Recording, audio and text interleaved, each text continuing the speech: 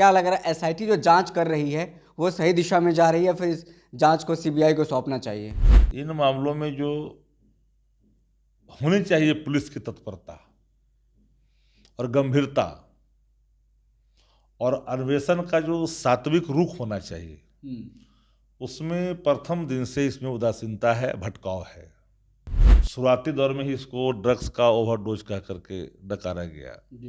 Medical report आए तो कहा कि इनकार नहीं किया जा सकता है रेप से। एसआईटी गठित करने वाले पे सवाल, एसआईटी गठित हुआ उस पे सवाल, जो ऑलरेडी जो सवाल है घेरे में थे वह भी उसमें गए, उस पर भी सवाल।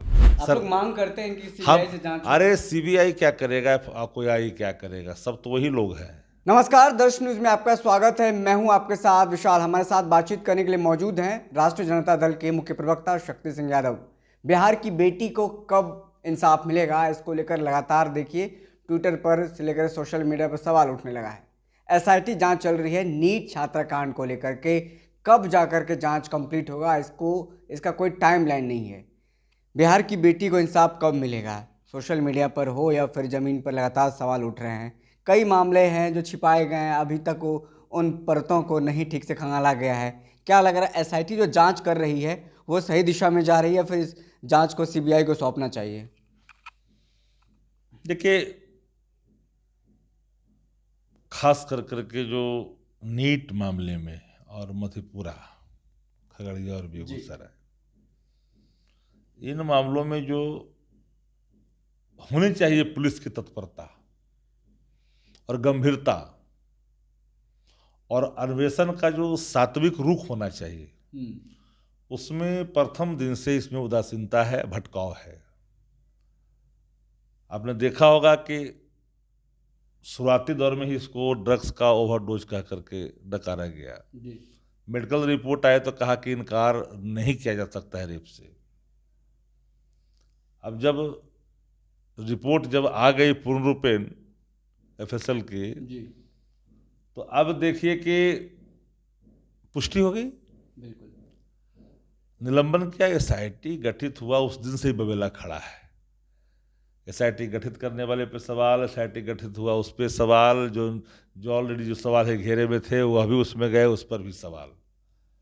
लेकिन अभी तक इन सवालों को लेकर के कोई भी फलाफल सामने नहीं आया है। मेरा मानना है कि सरकार की उदासीनता इन घटनाओं को लेकर के जिस तरह से है, तो इन परिस्थितियों में हर हाल में कठोरतम कार्रवाई की दिशा में आगे बढ़नी चाहिए।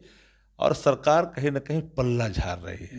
जांच जिससे कराना कराए, परिजन जिससे चाहते हैं करा लें, सीबीआई से कराना चाहते हैं, जिससे कराना चाहते हैं कराएं। आप लोग मांग करते हैं कि सीबीआई से जांच हो? अरे सीबीआई क्या करेगा, कोई आई क्या करेगा, सब तो वही लोग हैं। मनीष रंजन जिसका बिल्डिंग बताया जा रहा है, जिस बिल्डिंग में शंभू गर्ल्स हॉस्टल था, उन पर आरोप है कि बीते साल पहले सेक्स रैकेट चलाते थे। वो कौन क्या चलाता तो पुलिस को पता नहीं है, उनकी पहुंच कहाँ तक है नहीं, मैं नहीं जानता। जब तक कोई बात पुष्टि नहीं होती किसी पर अनर्गल आरोप हम नहीं लगाते। तो बिहार में नीट कांड हो या फिर अलग अलग मामले देखे जा रहे हैं कि अपराध का रिकॉर्ड जो लगातार बढ़ता जा रहा है। वहीं दूसरी तरफ यूजीसी इन्होंने जो गाइडलाइंस रेगुलेशन लाया था, समता का अधिकार यूजीसी उच्च शिक्षण संस्थानों में, इसको लेकर के सुप्रीम कोर्ट ने रोक लगा दिया। आरजेडी का क्या रुख रहा है इस मामले को लेकर के, और मार्च को दिया गया है पूरा जो हमने शुरू यूजीसी के मामले में हम लोगों ने पहले दिन ही अपने राय स्पष्ट कर दिया है कि ये यूजीसी के नए जो कानून आए हैं ये कवच है पिछड़ा दलित आदिवासियों का। इस कवच को छीनने की कोशिश नहीं की जानी चाहिए। उच्च शिक्षण संस्थानों में जो गैर बराबरी थी, उच्च नीच था, उसकी शिकायत रोहित वर्मुला के मामले में आप लोगों ने देखा। तो इस तरह की कई शिकायत मिलने के बाद में जब इन नतीजों पर पड़ताल के बाद जब आया मामला, तो इस पर एक हाय तौबा मची। हम लोगों ने कभी भी किसी के हक के खिलाफ कोई बात नहीं की। लेकिन अब मान ली कि संवैधानिक संस्था मानती है कि जो कानून इसमें निर्धारण किए गए हैं, नियम निर्धारण किए गए हैं, उससे दुरुपयोग की उम्मीद आशा है। तो आपको इधर जो देख रहे हैं कि डोरी एक्ट है, पॉक्सो एक्ट है, इसमें नहीं है तो इसको भी खत्म कर दीजिए।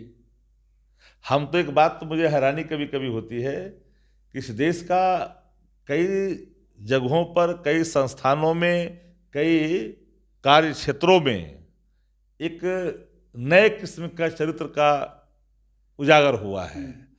जो आदमी जिस पद को धारण कर रहा है वह भी अपने समाज और वर्ग की रक्षा को प्रथम प्राथमिकता देता है जी। और जो बहुआत वर्ग है, जो बहुजन है, जो मूल आबादी है, उस पर कोई अगर सवाल आता है तो हर संस्था में बैठा हुआ व्यक्ति चौंक खड़ा होता है। बिल्कुल।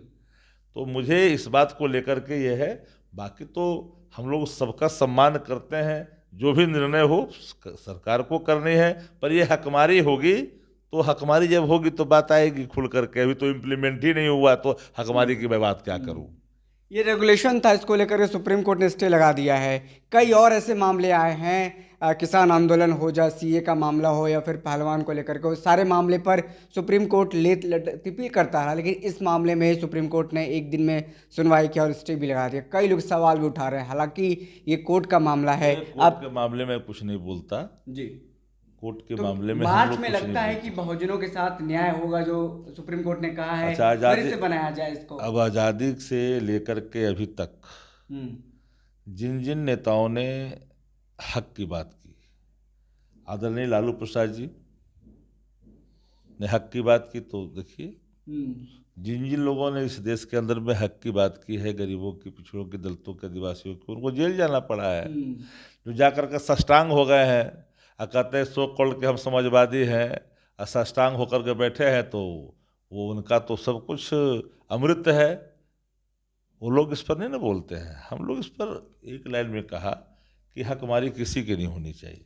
आखिरी सवाल के साथ ख़त्म करना चाहेंगे। जो एक पक्ष था, एक धड़ा था, जो प्रधानमंत्री नरेंद्र मोदी को भगवान मानता था, या फिर कहें कि हर घर, इस पर हमारी कोई टिप्पणी उपनी नहीं है।